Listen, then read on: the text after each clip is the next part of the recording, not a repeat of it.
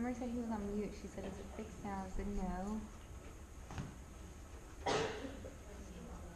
Can I help you? I was seeing what she said. She said he was on mute, and that's what I told am you. so sorry. You just are so nosy on my stuff, like an abusive boyfriend. She always reads my stuff. One day it's gonna be something you won't see. Then she'll tell us all.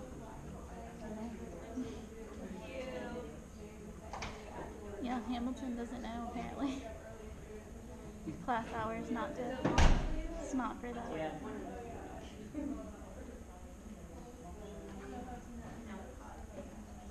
Oh. What? We're the only campus that can't hear. They turned the volume down Oh, they did? for the meeting For the before. meeting. Do y'all know who turned the volume down for the last meeting? The meeting that was in here in Orgour? So I went back and changed all my stuff to mine is Yeah. Yeah, I can't read it. Sure. I had to go. I'm like, Well, actually, Ronald turned it down. I didn't turn it down. to read that. That's 20. Well, once you have enough, you'll be able to. I'm sure people. But it should have disconnected and reconnected.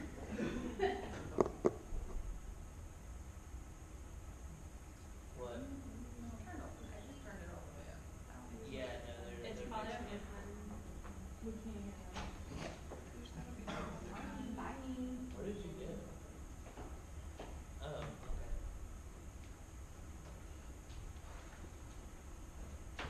Aubrey was also the place who did the volumes and stuff like that.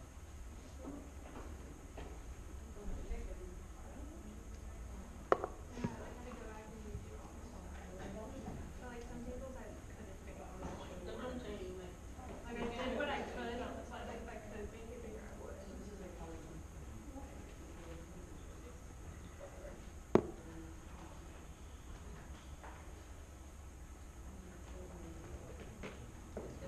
That's what I'm saying. Well, how small is that? Because she was either do one like this, and she was like take out that same assumption. She was like take out and put it under the top size ones like Did that. you try to turn it back around? I'm looking sure that you did. That's what Austin was doing. Or like ones that are cute like that. Is he waiting I on think us? we're still waiting on Augusta. I'm gonna go ahead and We start can talking hear you about now. something. It's not gonna be an exam, and I'm sure they're gonna be concerned about it, but, We can hear you. Now. No. okay, Now. Augusta can hear now? Okay. Good, good. I'll go back as planned. We're gonna pick up where we left off last time, but I promised you some examples of how to use the Orange Book or how those different equivalency evaluations are actually termed in there. It is gonna be important, even though we don't use it as much now in practice.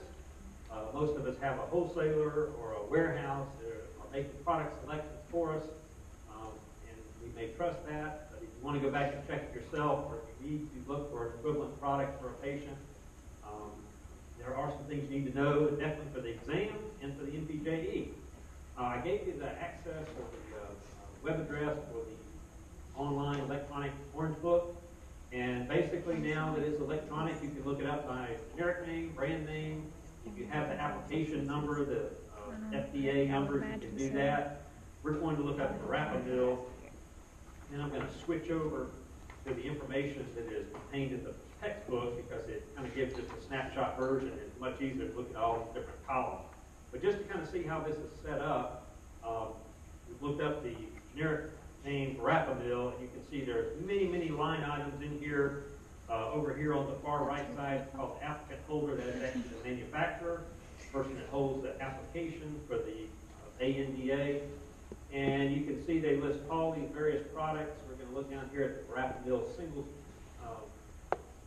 entity product. And notice that most of these are already AB. This is what we're going to pull up here in just a minute. It's in the book. AB, if you remember, A means no problem substituting. B means yes, there's problems. AB means there could be problems, but they have resolved that or have adjudicated that by doing testing to show that these products are equivalent bioavailable.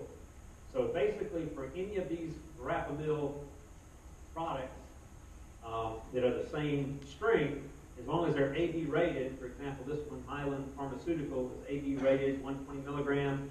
We could substitute for that a Verilan product. Used to be Elan Pharmaceuticals, now it's called Recro in Gainesville, Georgia. Just up the road from Athens there. That is an AB rated product, so we could substitute the Mylan product for this brand name product.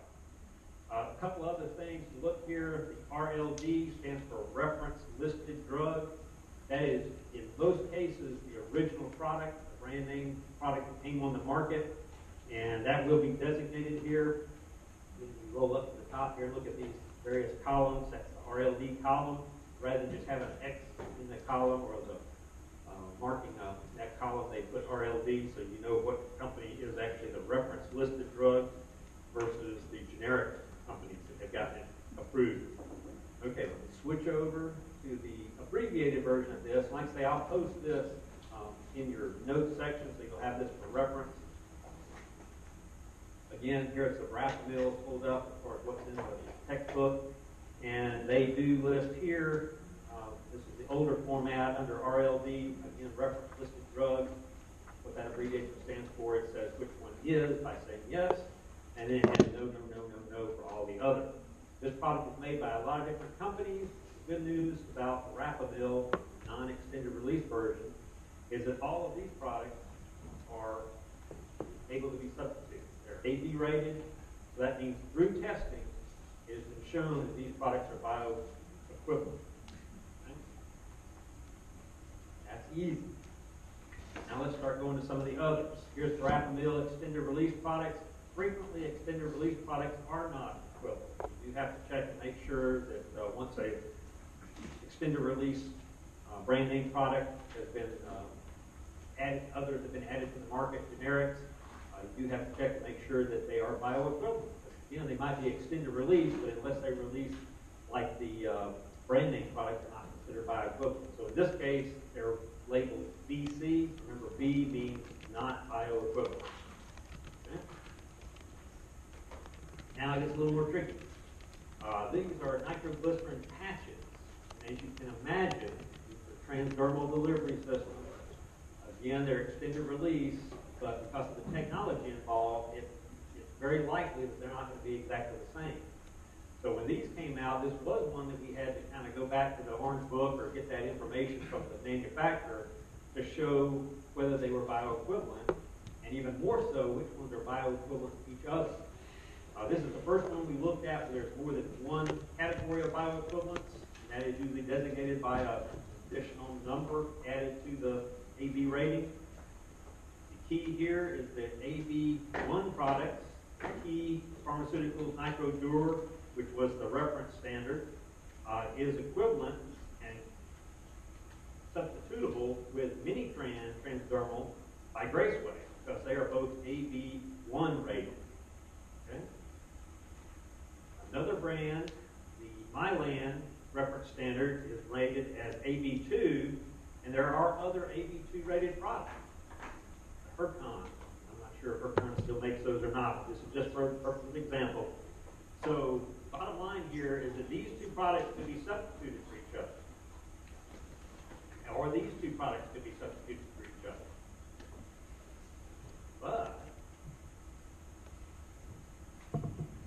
if you have a prescription for this product and you only have this product in stock, are those substitutable?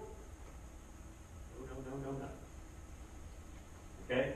You could call and talk to the prescriber and see if they are agreeable, change it or whatever, but that would be required. They are not generic equivalents, not substitutable for each other.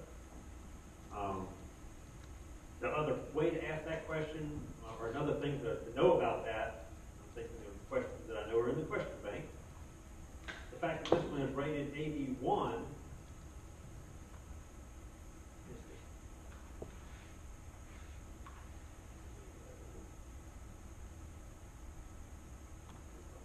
this was rated AB2, does it imply that the Key Pharmaceutical, even though that's the reference standard, does it imply that that is more bioavailable? Better, worse? No, it doesn't imply any of those things. All it means is they're different. Okay? So these two products, AB1 rated products can be substituted for each other. AB2 rated products can be substituted for each other, but not the AB1s for the AB2s, the AB2s for the AB1s, any other possible combination. Okay, is that perfectly clear now? I'll keep talking and I'll get you even more confused. Here's one that has numerous generics available. Notice that it is an extended release formula. That's where we're more likely to come into different levels of absorbability, and the bioequivalence is not as likely to be the same. So these have AB2 rated products, they have AB3 rated products, AB4 rated products, and sure enough, some that are not bioequivalent at all. So again, the same principles apply. There's no implication that the AB2 is better or worse than the AB4s. It just means they're not the same. Okay? You could substitute the AB3s for AB3s. You can substitute AB4s for AB4s, but not an AB3 for an AB4. That's a different drug, different prescription is required, so you would at least have to contact the prescriber and change the prescription to that other product. Okay. That pretty much covers all the different variability. The Orange Book does include things like injectable drugs, things like that. We're not going to worry about that. I don't think you need to worry about that for the purposes of our exam with EPJE. But just know for practice, that if you do have questions, you can go to your computer, pull up the electronic Orange Book, and get this kind of information. It is updated monthly, so it's kept pretty current. And that is the go-to source for that. Again, they don't even print these anymore. But just go back to the main page here. The Orange Book, which is the short term for the approved drug products with therapeutic equivalence evaluation. This is for generic drug substitution. And we talked about the Purple Book, which is used for bioengineered products. And again, we don't have any substitutable biologics yet. There are some that are considered equivalent that still require you to check with the prescriber. So remember that part of it. Okay, before we go back to the notes, I did want to talk about something we talked about here in Savannah, and several of you asked me questions about this from other campuses. So I do want to mention it. It's not going to be covered on the exam. It's basically a point of contention right now with some pharmacy companies. Only ones I know that stick to this are chain drugstores who have legal departments that have decided there's a problem with the way the current transfer regs are written. And I know that's kind of small up there, but I basically wanted to show you that I'm going back to the Georgia Board of Pharmacy website, to the rules and regs, and we're going to look at chapter 48022, which is, as it's written, it says requirements for prescription under order. That's supposed to be correct because it's requirements for prescription order. And if we go down here, it talks about transfer requirements, which we talked about last class. And we talked about the specifics that are required as far as what needs to be put on the face of the prescription. But the point I want to talk about just briefly today is something that, again, several of you have asked about. You may work for a company that has a policy that says if we receive a prescription electronically, which has never been filled, we're not sure we can transfer that. Okay? Some of y'all work for companies that do that. Again, not trying to call anybody out in particular, but I think Walmart was the one that started this, and several other companies have picked it up. Again, it's, as you'll see here, it has to do with the way it's worded in the law, and it's also worded this way in the federal law. When it starts talking about transfer between pharmacies, the terminology they use here, transfer the original prescription drug order for C345 for the purpose of refill. That one word right there is a problem. Before we had electronic prescriptions, this wasn't an issue. Okay? You gave the person a paper prescription. They took it to their pharmacy. They wanted to have it filled. They had it filled. Then the next time they're on vacation in sunny Florida, they want to get it transferred. They had to call and get it transferred. So it was technically at that time transferred for the purpose of refill. The short answer is the Georgia Board of Pharmacy nor the GDNA feel like this prevents you from transferring a prescription that you've received electronically before you fill it. The intent there of the law is for the patient to be able to get that prescription wherever they want to. Again, it wasn't as big of an issue before we had electronic prescribing. We all know what happens when they go to their prescriber's office. They're going to get a prescription. They ask them what pharmacy you want to be transferred to or sent to, and they tell them the pharmacy. That unfortunately seems to never get transferred to the person who's actually sending the prescription. They pull up the patient's record and they send it to whatever pharmacy they had it sent to last time. Okay, that's nothing but an issue with their computer system. The intent there, both of the federal and state laws, for the patient to be able to get that prescription filled when they want to get it filled. Okay, again, legal department, for one reason or another, some of them say they're concerned that they might be held liable if you transfer that prescription before it's filled incorrectly. Other people look at the angle of economics and say, oh, they're just trying to make that patient go there and get it filled the first time. So again, I'm sure there are people that line up on both sides of that. That one word, the purpose of refill, is the problem. And the state is very hesitant to change it because, like I say, the wording is the same in the DEA requirements for transfer. So I'm not sure that's going to go away.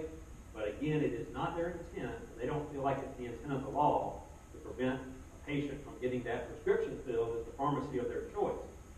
So they're not going to prosecute that or pursue that. Again, if you're working for a company that has that as a policy, you're working under their policy, you have to do what you're going to do with that.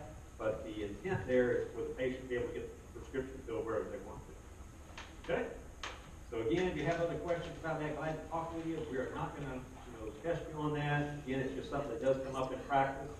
So real life situations, good thing to talk about. I think we finished last time talking about the special requirements for the C5 in Georgia, pseudoephedrine, ephedrine, phenylpropanolamine, and the requirement that you have to use a real-time database now, starting in 2016, to record those.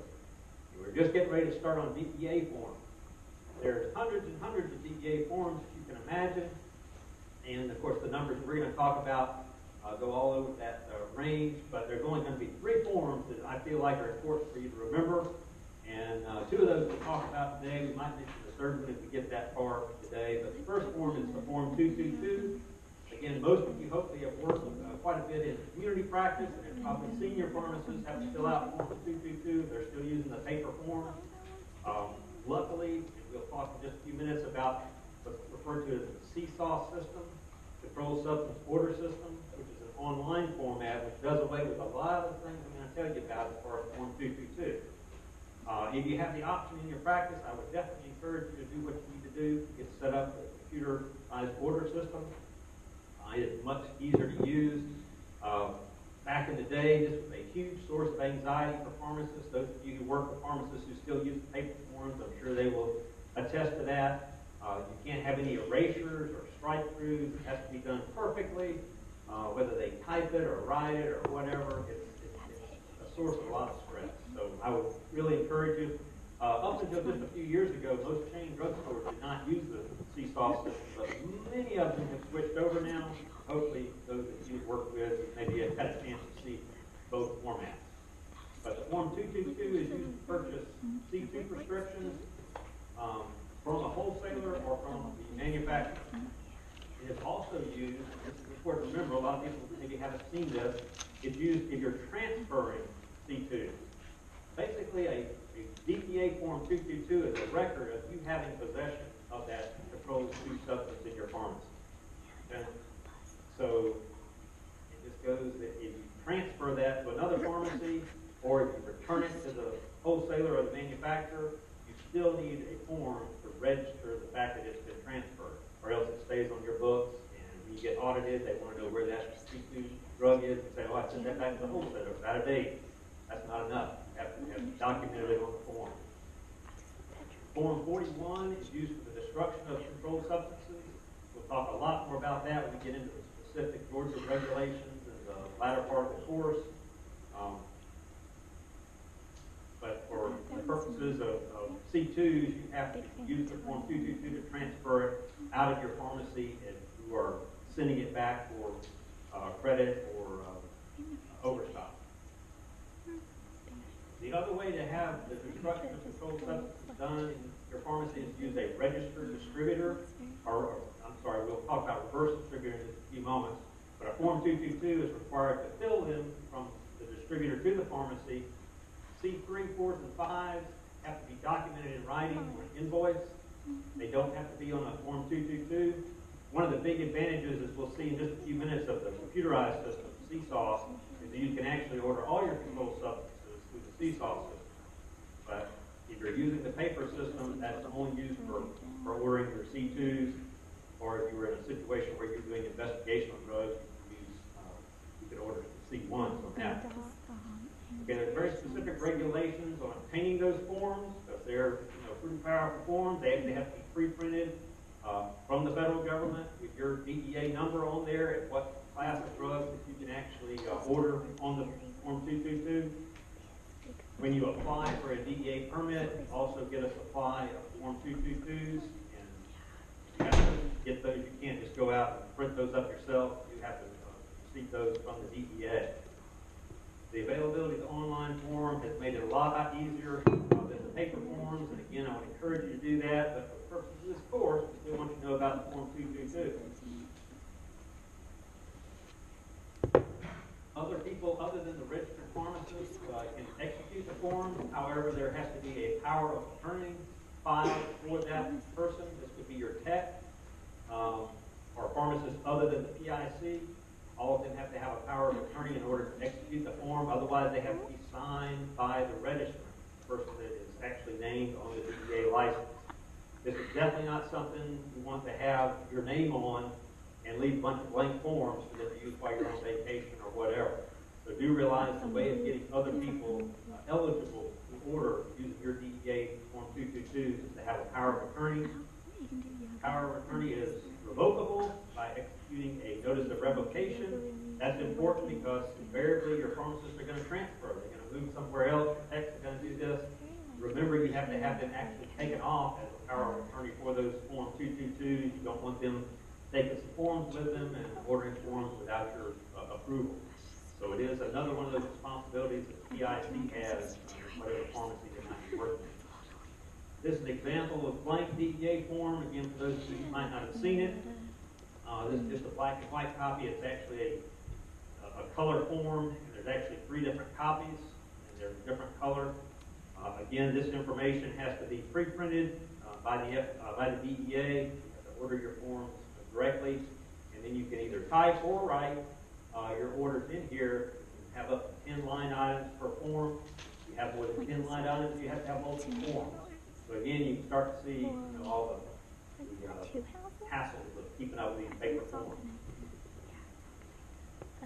It is a 3-part form. I've got some new information I'll give you after we finish talking about this. But right now, it is still a 3-part form. There's a brown, a green, and a blue copy. Copy 1 and 2, when you fill it out, go to your supplier. That is basically your order. Copy 3 is retained in your pharmacy. Copies are marked to indicate, you don't have to remember brown, green, and blue. It says which one goes to suppliers, which one goes to the pharmacy. When the supplier gets it and fills the order, they retain a copy, and they provide one to the DEA.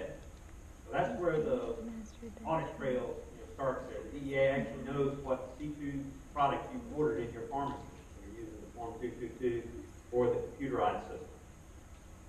But you send 2 copies to the supplier. Once they have been able to fill that, they will keep one and send one to the DEA. Question here. Okay. Have you had to fill some of these forms out? Okay.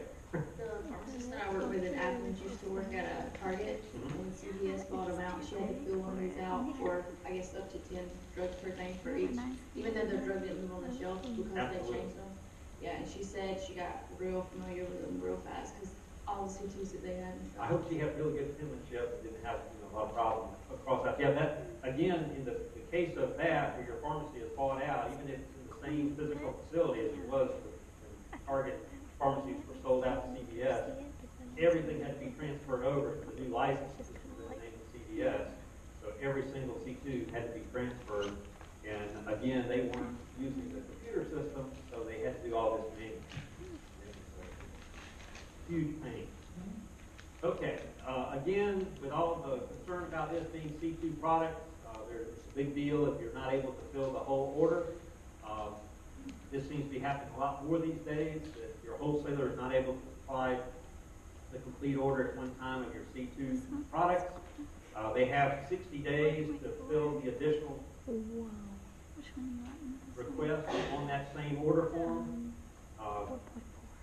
After 60 days, it becomes not valid if you have to reorder. Most of the time, I see the wholesalers not going for the 60-day thing.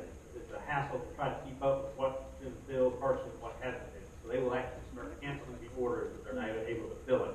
And that's fine, but do realize, again, for the purpose of our exam, that they can partially fill that, and they have up to 60 days to fill it, and it still be a valid Form 222. After 60 days, anything they haven't been able to fill is no longer valid, and you have to submit another order form to get it. If they're partially filling, copy 2, the EDA copy is retained until they complete the order. So again, they don't have to update the copy that goes to the EDA. There is a mechanism, and I'm not going to ask you about this, but say your wholesaler doesn't have that product and is not going to be able to get that product. There's a mechanism called endorsement that they can actually transfer that order to another supplier. Again, hopefully that's not going to happen to you. That's some more concern and risk there as far as keeping up with the paper trail.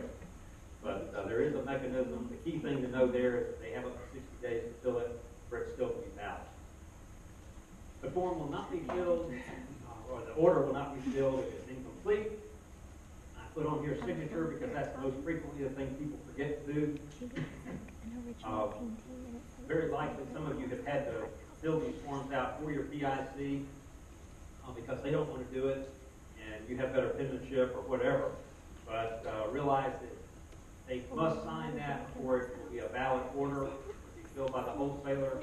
So there's a lot of orders to get, a lot of order forms to get returned because they don't have a signature.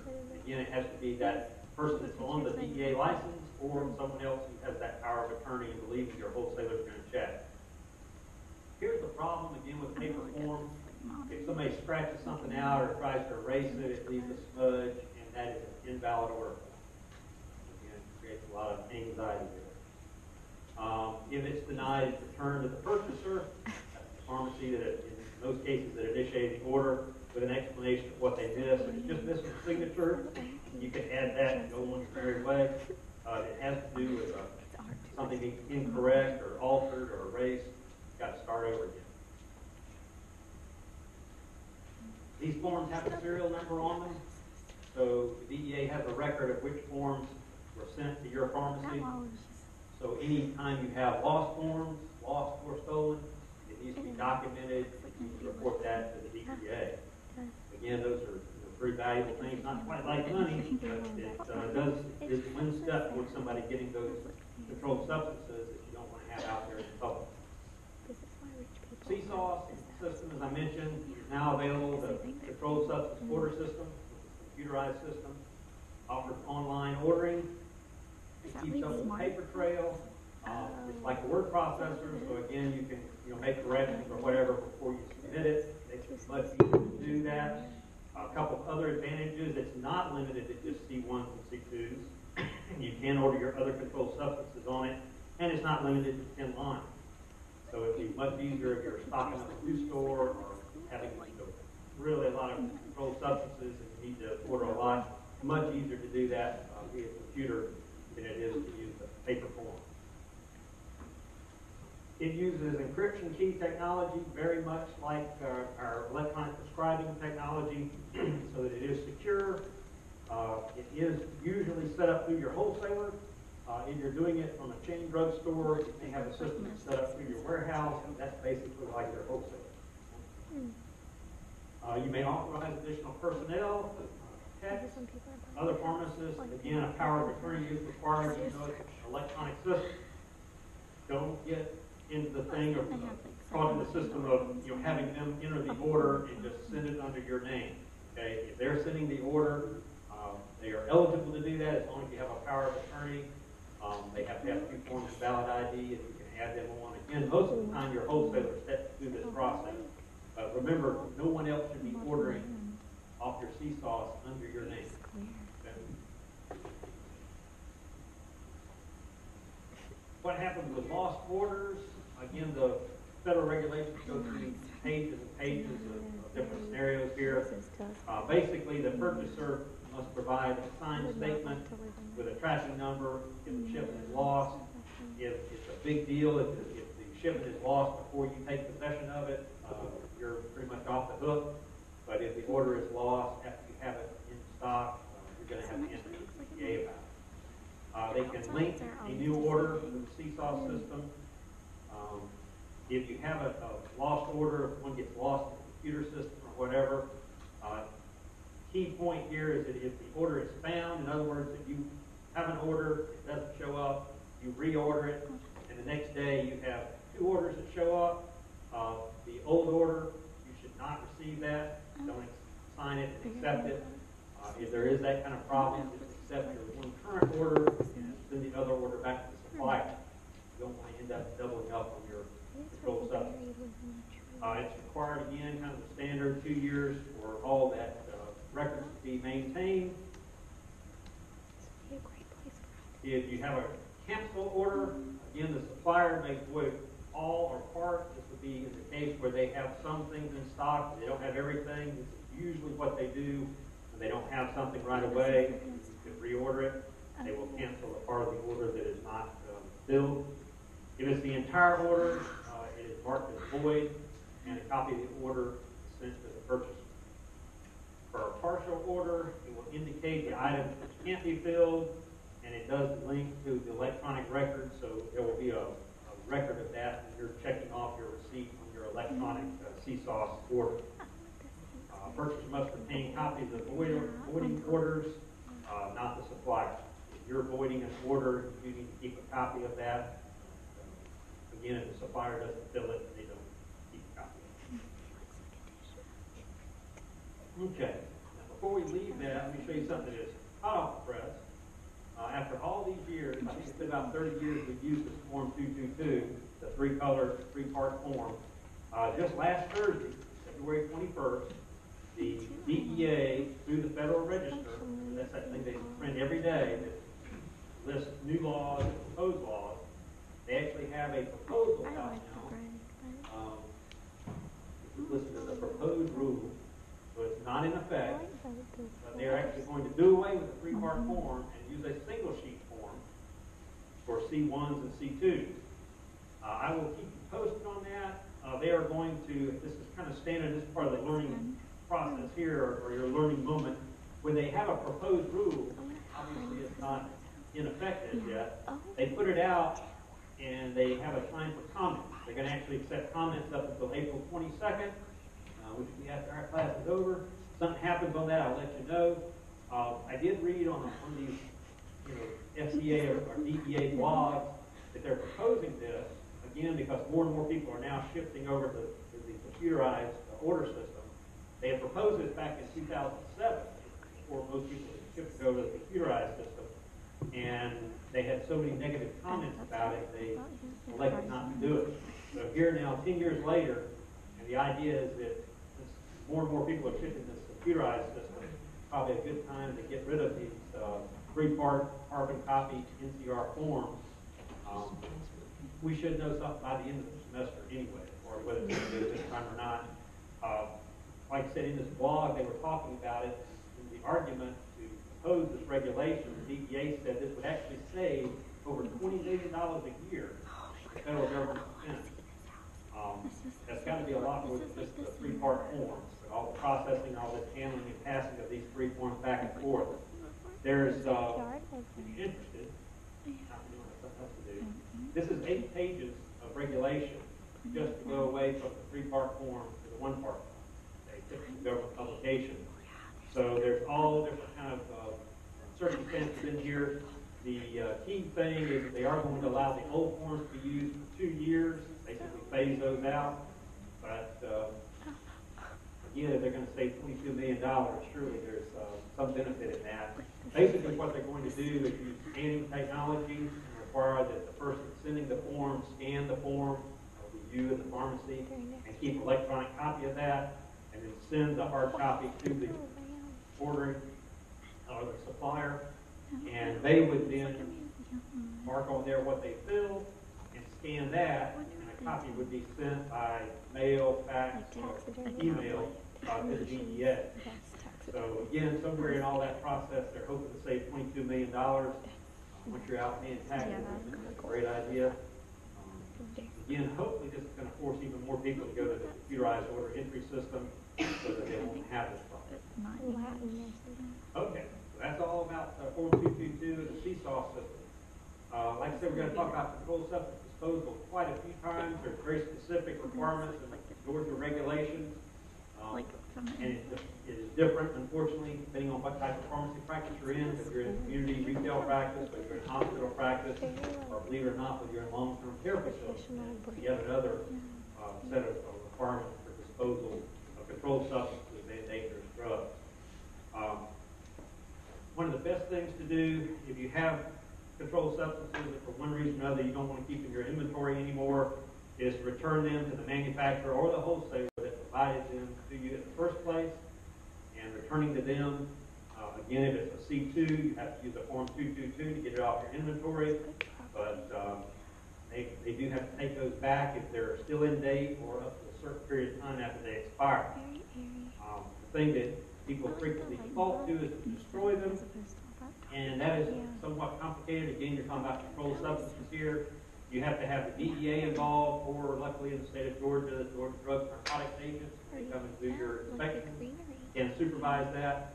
There is no mechanism in community pharmacy practice for you to destroy any controlled substance without supervision of the DEA or the DDNA at all.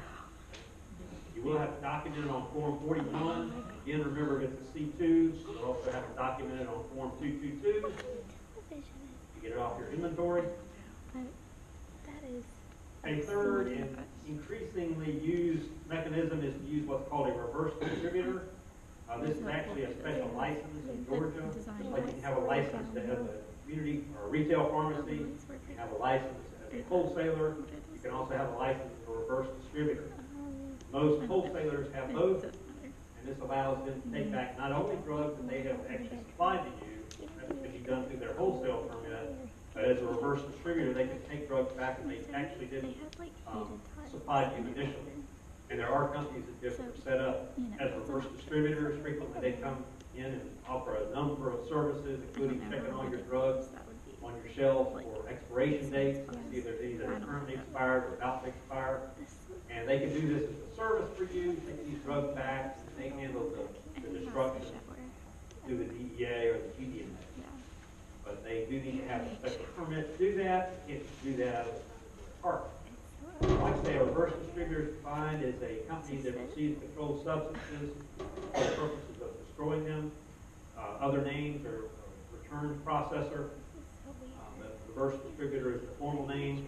Again, if it's a C2, you need to document if that is going out of your possession. So you would be there as the supplier, and the reverse distributor would be filling it out as if they were the purchaser. Okay? Just remember that Form 222 is involved with the C2 transfer. Okay, back to some compounding regulations. If a drug is being compounded with a controlled substance, if it's for sale to other registrants, that would be like other pharmacies or prescribers or whatever, you must register in the state of Georgia as a manufacturer. We talked about this a couple of different ways. We talked about the way the federal government allows you to have a mid-level type of practice where you're not quite a manufacturer, but you compound more than a traditional pharmacy. That is not allowed in Georgia. So again, if you're going to compound or supply other pharmacies or to be used in other prescribers' offices, you have to register as a manufacturer. Federal guidelines, not to confuse the issue, but again, federally there are guidelines that some states adopt that allow them to compound for office use. For a brief period of time, this was allowed in Georgia, but it is no longer allowed. Here are the specific requirements, one being which it can't be more than 20% of a controlled substance. It could be only distributed to a practitioner who is authorized to dispense, so they would have to have their own DEA permit, since it's a controlled substance. And even in those states that allow this, it can't be dispensed for resale. It would have to be used in that provider's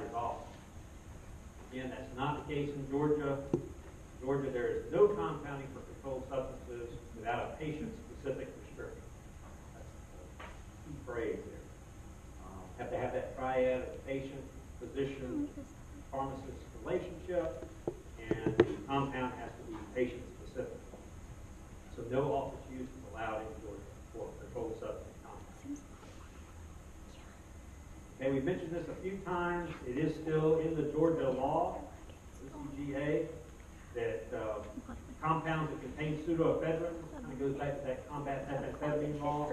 If the products are specifically intended for pediatric patients, syrup, things like that, a lot of these have been taken off the market because they haven't really shown to be efficacious.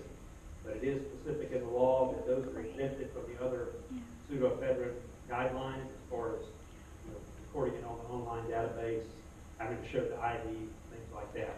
Only for those products that are intended for pediatrics only. Is it like a laundry sheet?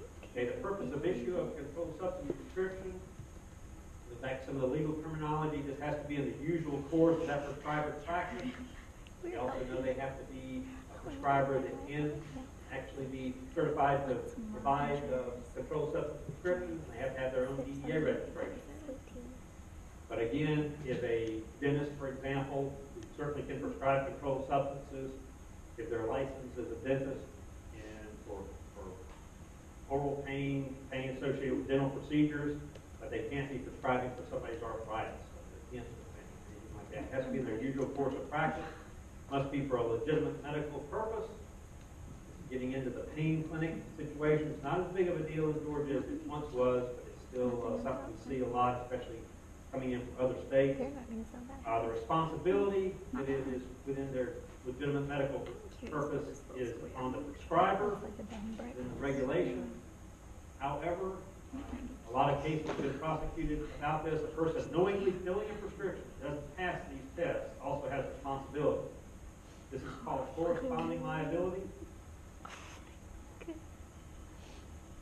as a legal term. And this is why pharmacists who continue to fill prescriptions for known pain doctors can be prosecuted, called before the Board of Pharmacy, can lose their license, can have federal charges against them, and go to jail.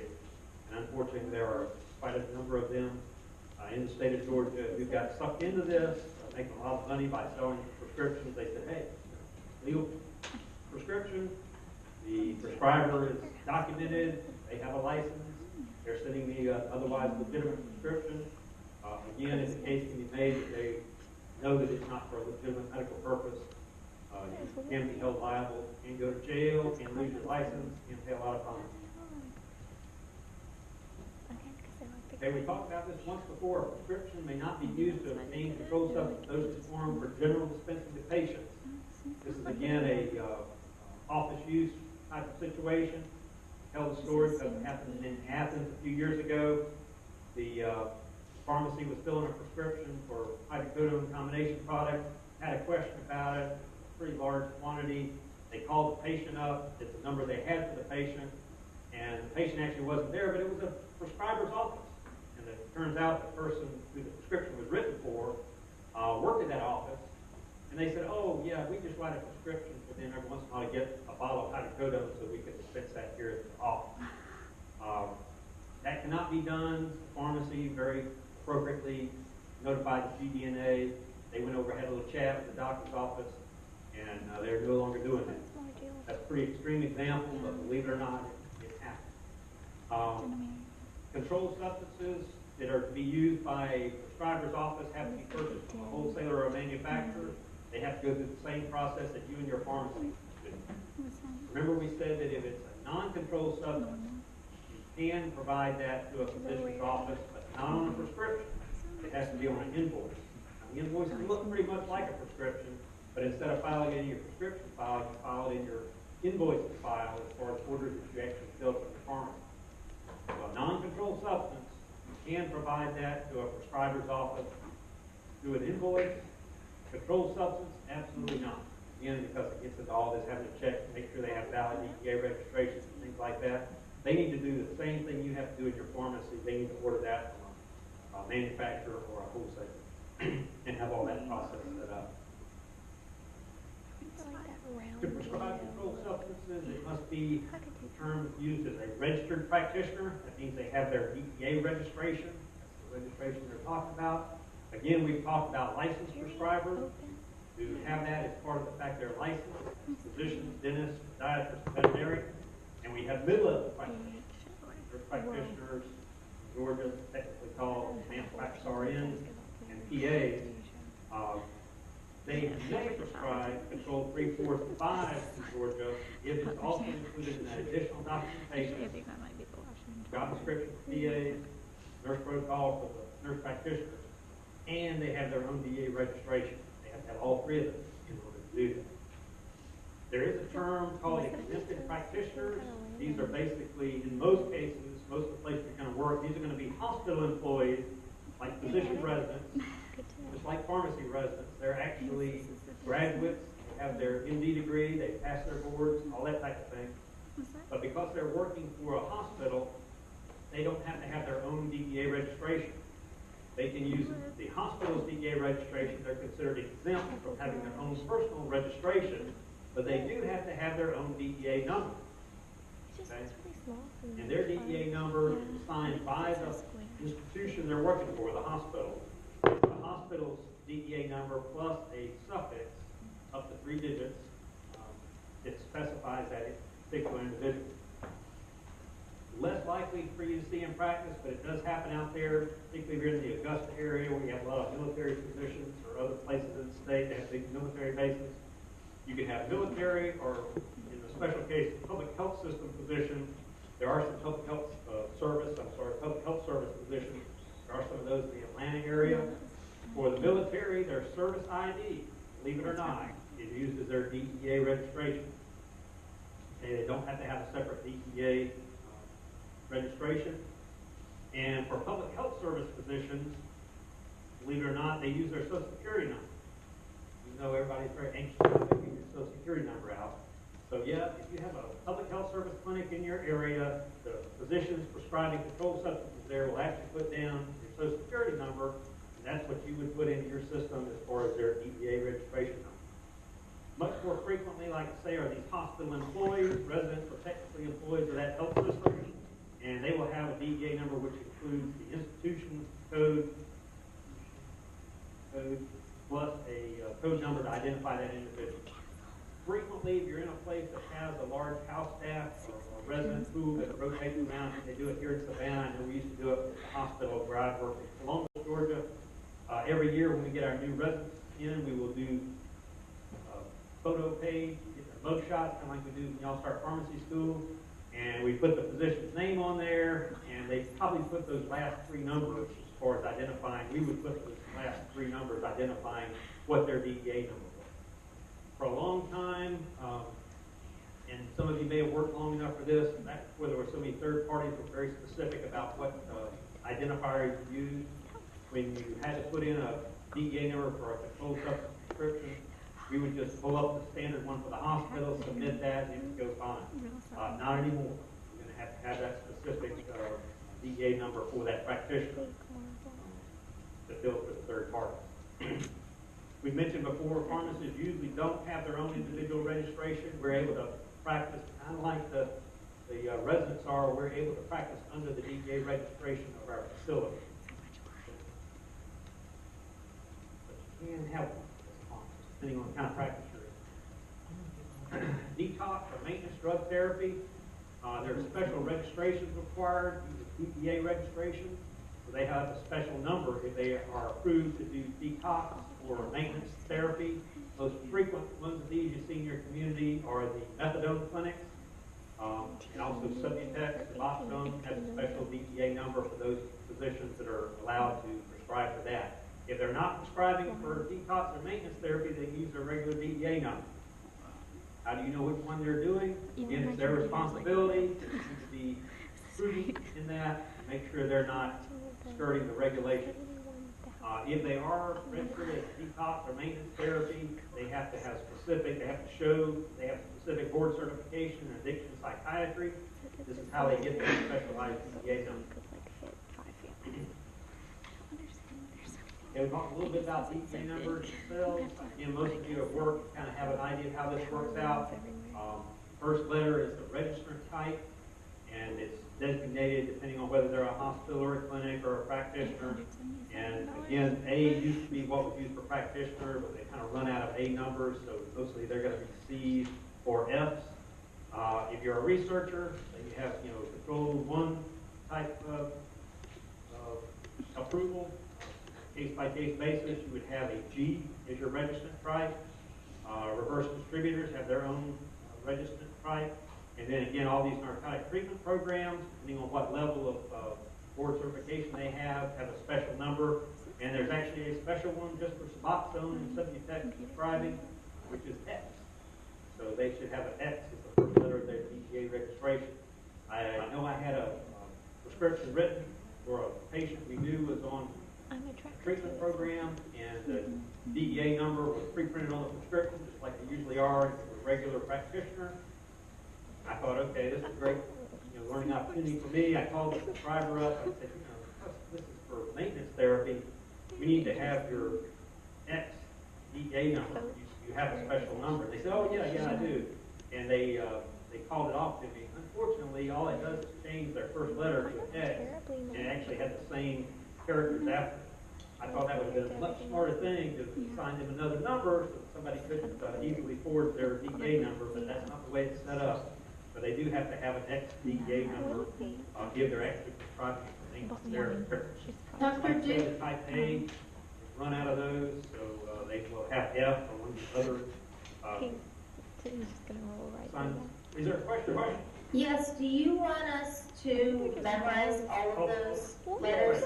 No, absolutely not. Just know that there's a purpose for each of those letters, and maybe know about the Suboxone. If I had to find out about that, but this is just how these are actually provided. Another one that you probably do need to know is M. That's for mid-level practitioner.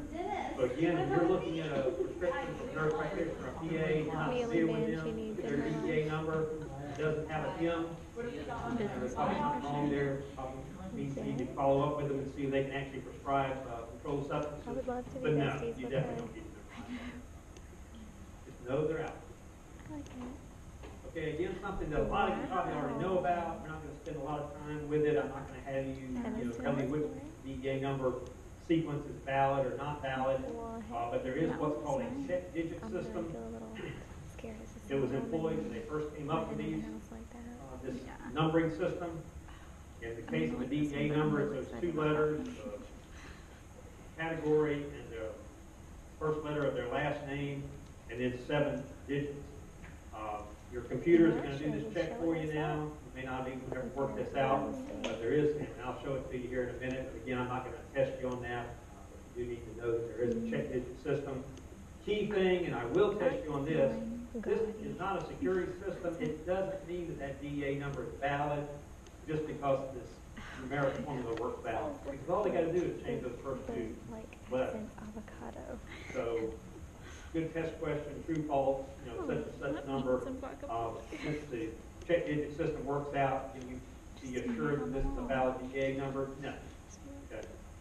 All that does is make sure you don't have a key punch error.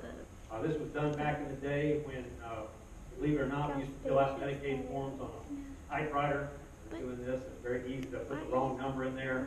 It was so that when this was loaded into a computer, it could immediately throw out those numbers for error. It is not meant to validate that it's a valid DEA number. If the check digit system doesn't work out, it's definitely not a valid number. But just because it does work out doesn't mean it is a valid number. It would be better if there was like a whole. It is really intended only to identify controlled substance prescribers. We talked about this a few times. We used to use it a lot more readily to just identify someone as a licensed physician or whatever for a third party. Now that you have the NPI system, National Provider Identifier, that is actually used to identify the certain practitioner, and only if it's a controlled substance do they need or ask for the DEA number, because that is supposed to be more of a check that the person is able to prescribe controlled substance. Okay, here's the little numbering system. Again, it's 7 digits. So you take the first, third, and fifth digit, add those together and get a number. Take the second, fourth, and sixth digit, add those together and get a number, and multiply it by 2. Add those together, and whatever the last digit of that sum is should be the 7th digit of the DEA. Okay, again, I'm not going to ask you that on the test. You can work that out if you want to. It's usually one of those things people like to learn early on when they're knowing more about pharmacy practice. But again, it doesn't, just because that works out doesn't mean it's a valid DEA number. Hospital DEA numbers, like I mentioned, this would be for employees of the health system. could be house staff or hospitalists, it's become very Not sure how I feel prevalent about now, residents, copper fellowship, with white. anybody who's actually a licensed Yeah, I can't tell. prescriber. I don't know what that But if they're working for the hospital, they don't have to have their own number, they can use the number of the hospital, and then they'll have a suffix assigned to them by the health system to identify them as that individual Yeah, practitioner. So that's what you would put in your required DEA number for that practitioner. Again, it has to be done in the usual course of their duties of employment, don't like where sometimes you run into a problem here, somebody, again, they're an MD, picture. they're working as a resident, there may be another hospital in town that needs coverage in the emergency department on the weekend. They make a lot of money covering 2 shifts in ED. Proportion. But that hospital-defined DEA number is not valid for them to be out in practice, in a clinic or in another hospital or anything like that. It's only valid for the patients that are their responsibility, and again, must be in the usual course of their employment for a legitimate purpose.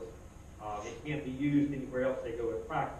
They have to go ahead and get their own DEA registration. They're going to do something outside of that particular health system. Yeah, too much. Okay? Everybody good on DEA numbers? Storage requirements, again, federal, and it's adopted by state regulations as well.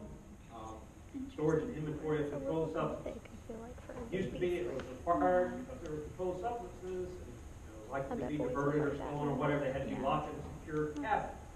Problem is, again, one thing is we have so many more controlled substances now, you don't have that large cabinet. The other thing is if your pharmacy was broken into or you were held up, it was real easy for them to know right where all the good stuff was on a secure cabinet. So quite a few years ago, they allowed the drugs to be dispersed throughout the stop, and makes it a little harder for somebody to divert them or somebody to steal them. But either or, they can either be locked in a secure cabinet or dispersed through the stock of drugs. So what happens in your pharmacy is really dependent on that pharmacy's policy. And again, the policy, particularly in a health system, has to be filed with the State Board of Pharmacy. So when they inspect you, they're going to apply those regulations that are in your policy. Most of the policies, again, in chain drugstores are much tighter than that. There are areas that have to be locked up. Main drugs frequently that are used in like fentanyl patches, things like that. Again, that's individual policy as far as the regulations state.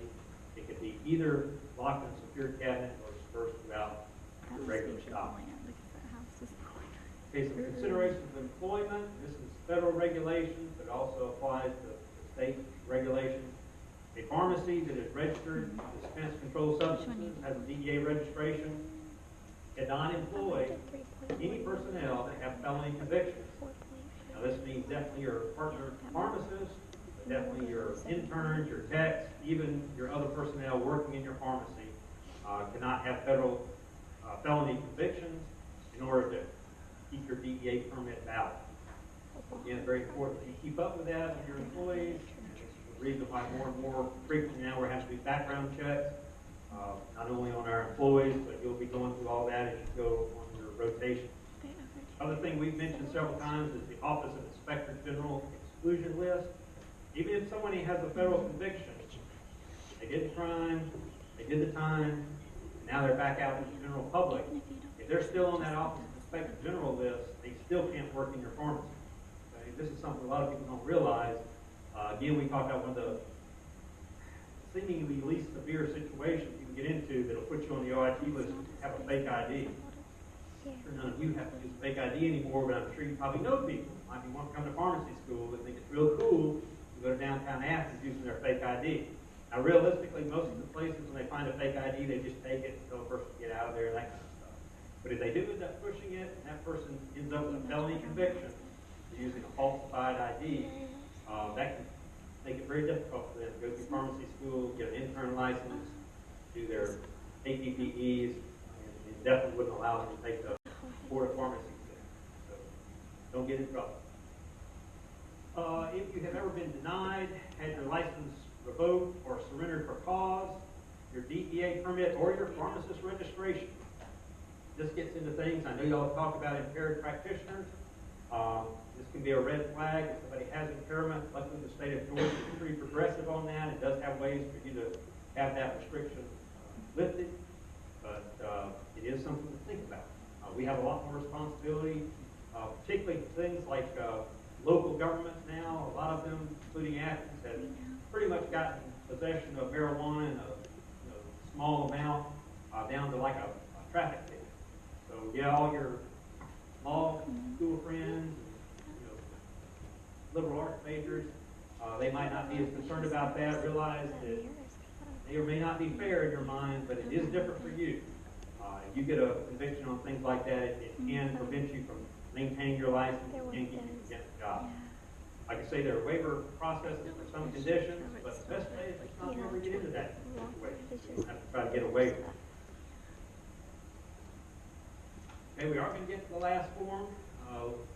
Remember we talked about the form for destruction and the form 222 for ordering controlled substances. The third one, the only other one I want you to know about is the form 106, which is a federal DEA form for loss of stolen drugs. If you have a theft in your pharmacy of controlled substances, you have to report it to the Georgia Drug and Narcotics Agency and the DEA field office within 3 days. Again, that's kind of the weekend rule. Why would you wait 3 days? But if it happens on Friday night, you might not know it until Monday if you're closed Saturday and Sunday. So they give you 3 days to report it, and then you have to file this form 106, which is going to include, as best you can, a estimate of what was stolen. You have to file that within 10 days.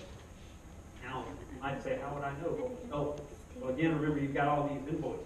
You've got all those Form 222, and you have to adjudicate your inventory to see what is stolen. I did put a little thing in here. Although this is a DEA form, you do have to send a copy to the Georgia Drug and Narcotics Agency. They almost required their own form. This was back in 2016. It seems like ancient history to you guys, but it did come up before a board meeting where the GENA was actually going to have their own form, separate from the DEA Form 106. Wasn't a whole lot different, but what they find is because this is a DEA form, people will fill it out, send it to the DEA, and if they don't think about, for some reason, reporting it to the Georgia board through the GENA. There was discussion, again, they listed the proposed regulation. They had a lot of pharmacists, particularly chain drugstore representatives, that showed up saying this is going to be an additional burden, you have to have this additional form, and they decided to table the issue. It could pop back up at any moment. But right now, the Georgia Board of Pharmacy, GENA, requires you to report it to them a copy of the DEA Form 106. Kind of a stickling point here is if the theft occurs in transit from your wholesaler, realize it's their problem, not your problem. As long as you have a sign that you've received these drugs, it's your supplier's problem. Definitely, potential for investigation. They don't investigate every one of these, but if it's a significant amount of drugs being stolen, it happens in 2 or 3 places around a particular community, they're very likely going to investigate that. It'll make it a real bad day in the pharmacy. Question?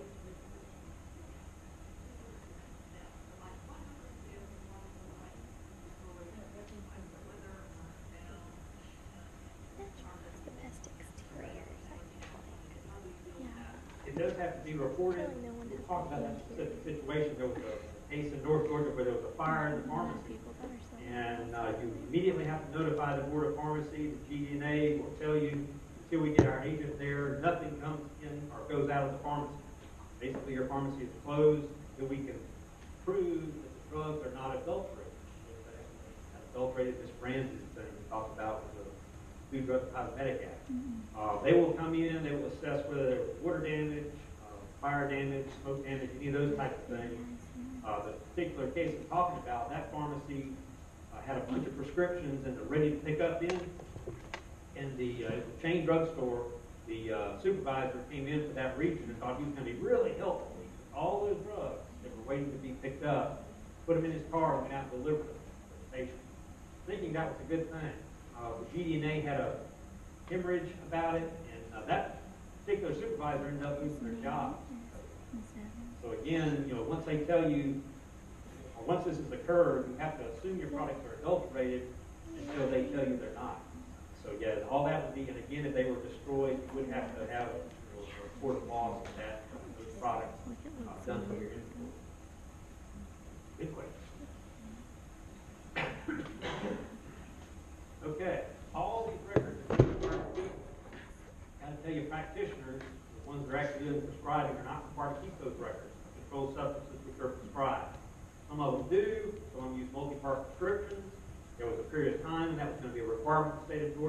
that was rescinded, so they do not have to keep copies of the prescriptions at the prescriber's office. They do have to record it in the patient medical record. But again, that's very difficult to go back through and determine what that particular prescriber has prescribed. Now, let's see. They are required to keep records of dispensed controlled substances. So if they decide they're going to dispense their own controlled substances, remember the fact that they're a practitioner does allow them to dispense their own patients, but they're required to keep the same records that you are if they're going to dispense. And then the other special case are the detox or maintenance therapy practices. Again, because all they're doing is writing prescriptions for these drugs, potentially drugs of abuse, methadone, or whatever, they do have to keep prescriptions records. Be very difficult, essentially impossible to go back and go through prescribers' medical records and determine how many controlled substances they're writing for. This was a problem back when the pain clinics were such an issue in Georgia and other states. So we have something now called the PDMT, Prescription Drug Monitoring Program. It's been around since 2013. Some states have had it longer than that. You might think, now that you've been in practice and have only seen it done that way, why wouldn't you have that? Believe me, it was quite a fight to get that through the legislature in the state of Georgia. It took them like 3 years to get this approved. The only person that has to report based on the PDMT is the pharmacy.